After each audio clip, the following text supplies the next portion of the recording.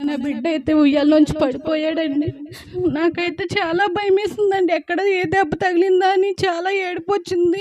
అంతకుముందు అలాగే తాళం చెయ్యేమో నోట్లో పెట్టేసుకుని గొంతుకులోకి లాకెట్ వెళ్ళిపోయిందండి. నాకేమో ఏం అర్థం కాలేదు. అలా ఒకేసారి అంటున్నాడు. ఏంటి ప్రభు ఇలా అంటున్నాడు అని మామూలుగా చూడు బావా అని మా ఆయన గారికి చెప్పానండి. చూస్తేనేమో వెంటనే లాకెట్ నోట్లోని తీసాడండి. దేవుడు ఎంతో నా బిడ్డ కాపుదలు ఇచ్చాడండి. అలాగే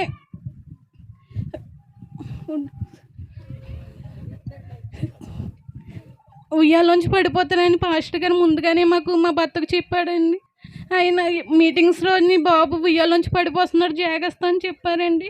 చెప్పిన కాంచి నేను చాలా జాగ్రత్తగా చూసుకున్నానండి. చూసుకున్నా కానీ బిడ్డ ఎలా పడిపోయాడంటే నాకు అర్థం కాలేదండి.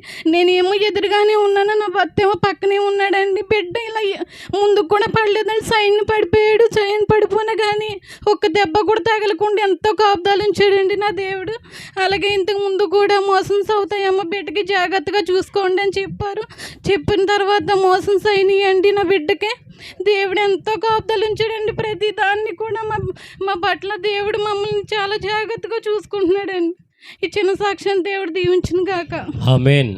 దేవుడు ఆ పసిబిడ్డ పట్ల దేవుడు చూపిన కృప వాత్సల్యత బాహుళ్యం బట్టి వారిచ్చిన సాక్ష్యం బట్టి దేవుడు మహిమార్థమై ఆ సాక్ష్యము ఉన్నతంగా నిలుచును గాక. ఆమేన్. రండి తల్లి.